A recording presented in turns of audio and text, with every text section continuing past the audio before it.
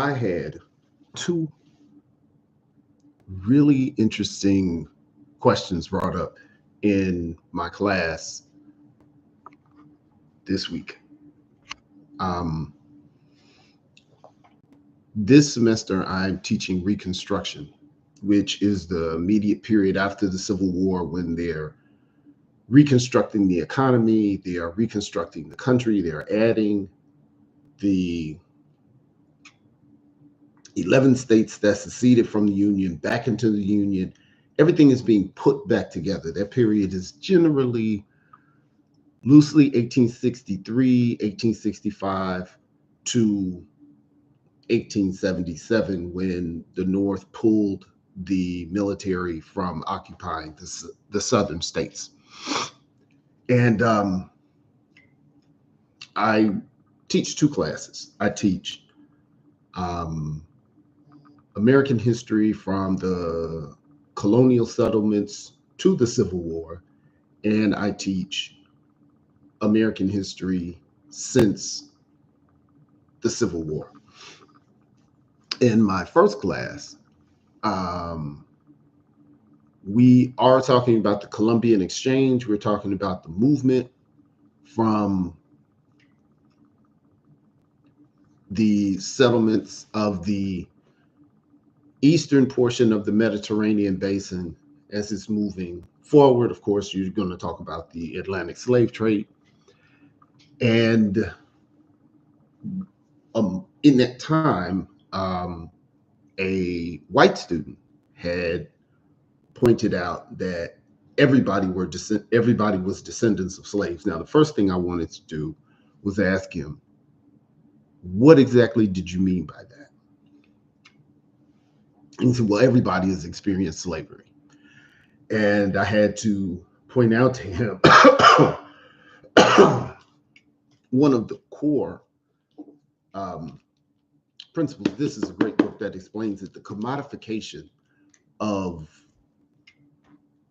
North American slavery.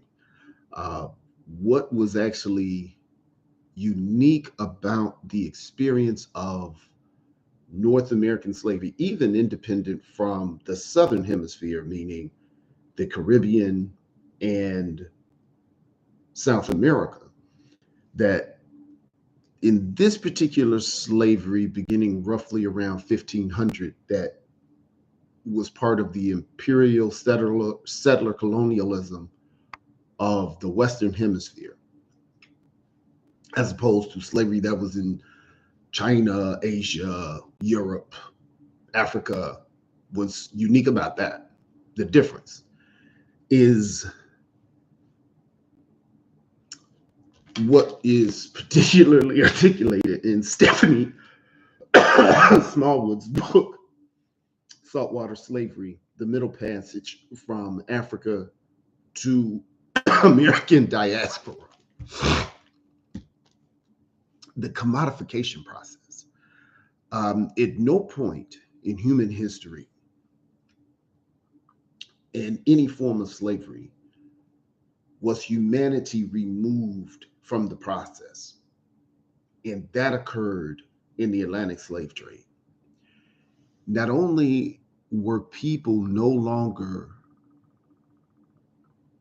human commodities, but it was in perpetuity. Generally, slavery had some instance and some duration. In this particular case, there was no circumstance that brought about the slavery.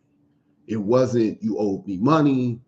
It was a penalty for crime. It was you were born, and because of who you are, this is your designation. You did nothing socially. You did nothing economically. You did nothing to be penalized for, but by way of ethnicity, genotype, that's your designation. And you and anyone that looked like you. It was very unique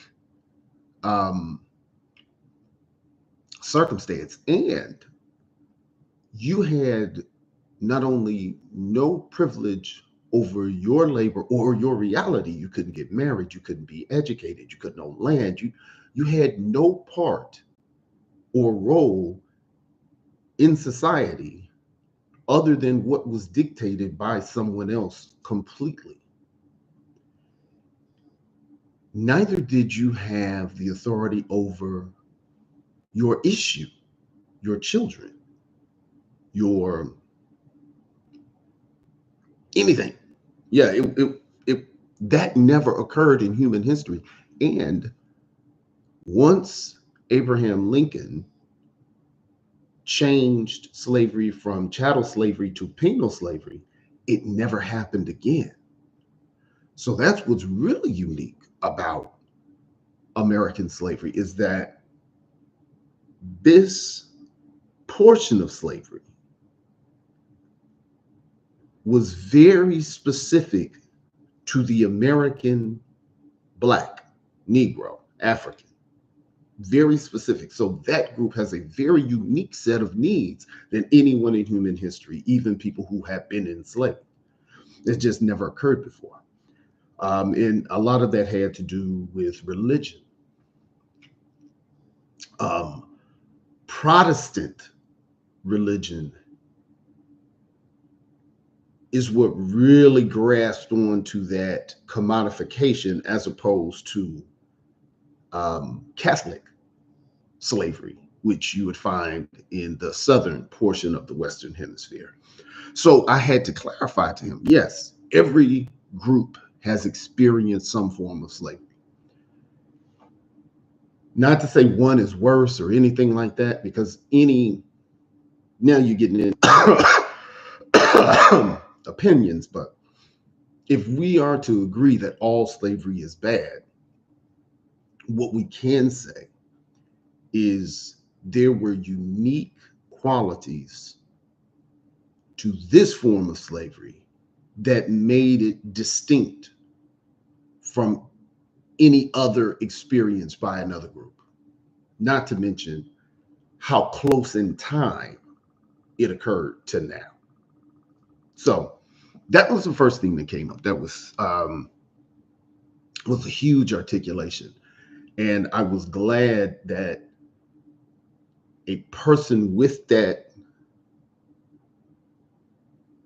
level of awareness would articulate it so we could touch on that. That's a very popular view that I don't get directly a lot. Like, I'll see it on the internet or I'll see it on television, but not where I could actually address that and clear it up for that person. And it was a person who didn't mean any harm. He that was his level of understanding, and we were able to address it. So that was really great. But the second thing that happened was in the second class, which is covering Reconstruction and moving forward. It's a question I always had, and it was brought up in class. What really started me into breaking down this portion of history is how we're taught history at this time is illogical, based on events and legislation.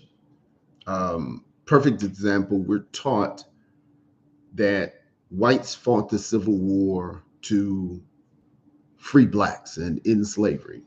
And we know that that could not have been the majority decision of any altruism or morality, because we know for the next 100 years that Black codes, Supreme Court rulings, social terror, we had probably the worst race relations that one could imagine in a quote unquote civilized nation. America was an apartheid state. North and South, subsequent to the Civil War and during the Civil War. So it's like, okay, if half of the country felt that Black people were equal, which is why they want to get rid of slavery, why did we have convict leasing? Why did we have black codes? Why did we have Jim Crow? Why did we have federal government endorsed segregation, Plessy versus Ferguson? Why did we have Brown versus Board of Education resistance? Why did we have civil rights resistance? Why did we have um, uh, uh, resistance in Black suffrage? Um, all the way up to the 1970s.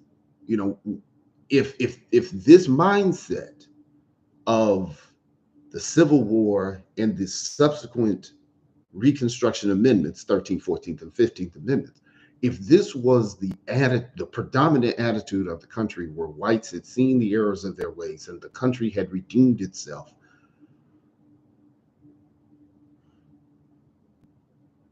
why do we still have the continuous chain of Black oppression, um, lack of access to wealth, economic segregation, um, poor policing issues, all the way up to the war on drugs with Nixon, the war on drugs with Reagan, the 1994 crime bill, mass incarceration. All of these disproportionately affected Black people, and thereby, consistent with the wording of the 13th Amendment, maintains a slavery system that disproportionately is focused on the people who were originally exclusively picked for slavery, thereby maintaining this business model of controlled labor, high profits for corporations. And in particular, um,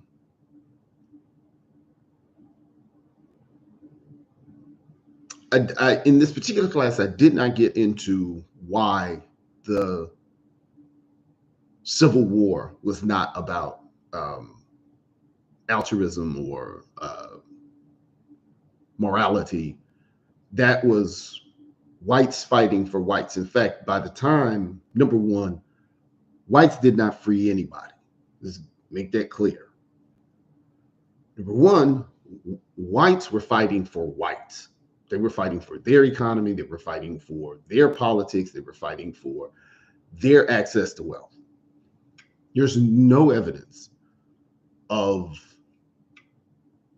a systematic or large scale representation of whites doing anything in the Civil War to help Black people in particular.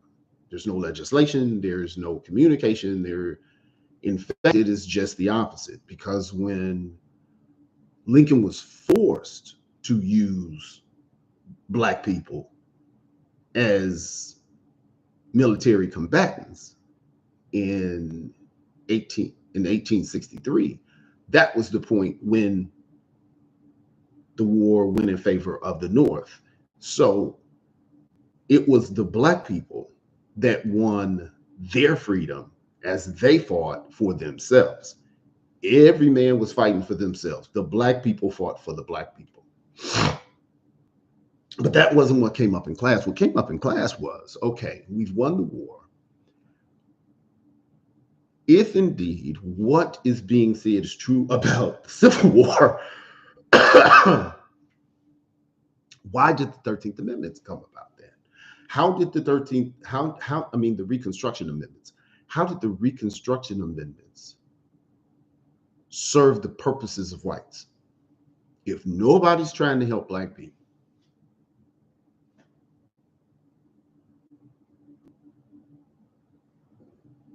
that means the Reconstruction Amendments helped white people. Now, even if you don't want to believe that the Reconstruction Amendments were put in place to help black people, it's difficult for you to contend with the fact that convict leasing started the same year as the 13th Amendment, putting black folks right back into slavery in black codes. And immediately after that, Jim Crow. And then right before the turn of the century, segregation. So, and we know that that was the predominant view of whites, to either execute or allow this type of behavior during Reconstruction, even when or during the occupation of the North, military being in the South. So what logically could have been the use for the Reconstruction Amendments if it was not for black elevation? Well, we have the North versus the South, the Republicans versus the Democrats. And we can look at the obsession of political parties now to see how one wants control of the government. And that's really what the Western expansion was about.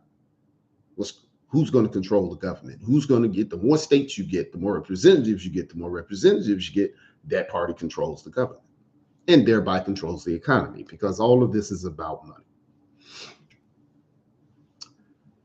If the Republicans are now in control, they're not going to cede power to the Democrats easily. It's just not logical. Like, why would we do that? So if I need to devise a way while you still can't participate in the union, because it wasn't immediately like, okay, the war is over, send your delegates, we're going. Yeah, that was not immediate. They still had to figure out, okay, how are we going to do this? And the South was in limbo for a time. So the North began setting up how, well, the Republicans are kind of go along the same. The Republicans are setting up, how can we maintain our power and authority? That 4 million people we just let go,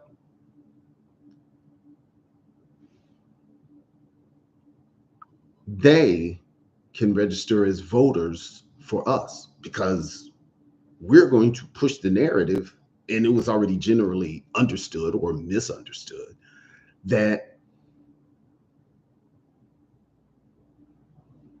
they were on the side of black folks because they were fighting against slavery. And at best, it was a situation of the enemy of my enemy is my friend, more so than there's a connection, because there's always been slavery under the Mason-Dixon line and racism above it. So there's never been a pervasive friendly attitude toward black people by white people. And speaking broadly, okay, we're not talking about our Sumners and John Browns, and we're not talking about those people. Individuals, we're talking culture, we're talking broad scale cultural attitudes. So if I have 4 million people that will now tip the voting scales in our favor, what if we gave them equal protection under the law, and allowed them to vote. That should, if not in perpetuity for a very long time, maintain the power base in favor of the Republican. Because other than that, all of the other culture around the country makes no sense at all. The Freedmen's Bureau is one of the most miseducated organizations that we have during this period, because the name of the Freedmen's Bureau wasn't even the Freedmen's Bureau. The actual name was the Bureau of Refugees, Freedmen, and lost land, but it was about land. So this group was not in place to take care of Black people. This group was in place to manage the labor. The refugees were the poor white people.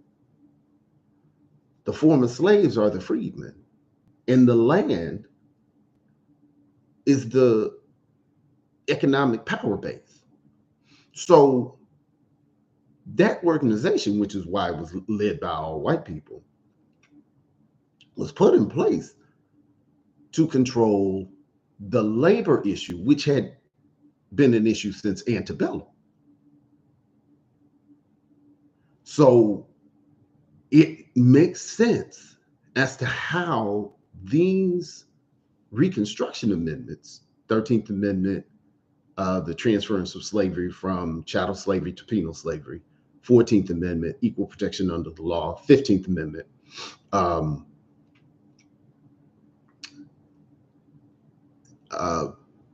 Black suffrage. The 13th Amendment, of course, 1865, the 14th Amendment, 1868, and the 15th Amendment, 1870.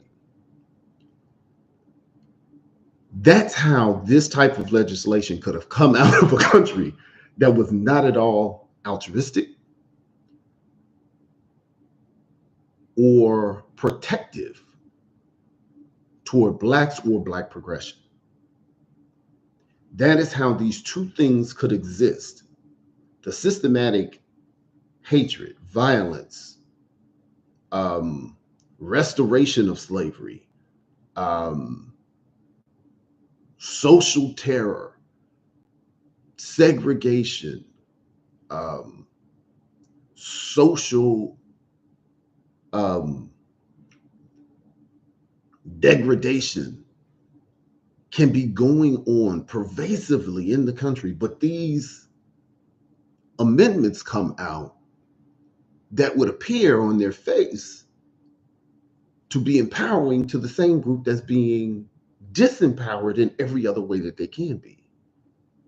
So that's something that is going to require more work, but it actually came about organically. So when you are a new professor, I see why being a professor, you have three parts of professorship. You have teaching, research, and service. And a lot of your professors just want to research. They don't want to sit. They don't want to sit on committees. They don't want to sit on dissertations and thesis, and they want to do their research and publish. But in teaching these classes, and where I'm fortunate is the primary class that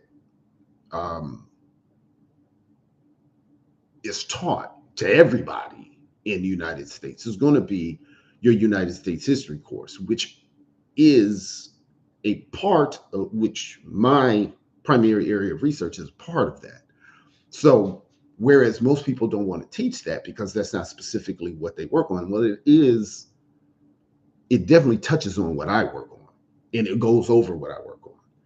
And it either is a little bit ahead or a little bit behind, but it is very useful to me to work out these nuances. And I like the challenges of students that say, well, if you're saying that this is not an altruistic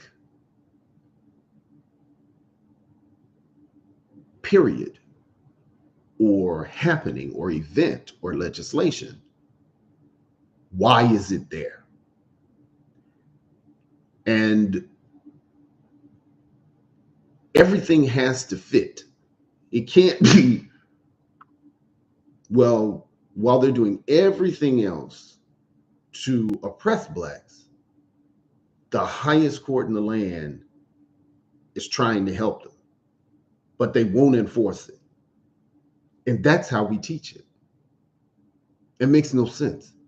But this makes sense.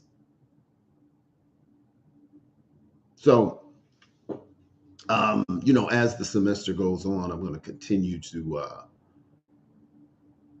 investigate that. That was pretty good. Let me know in the comments what you think about the Reconstruction Amendments and the logic of them serving the needs of republicanism as opposed to truly being mechanisms of Black progression.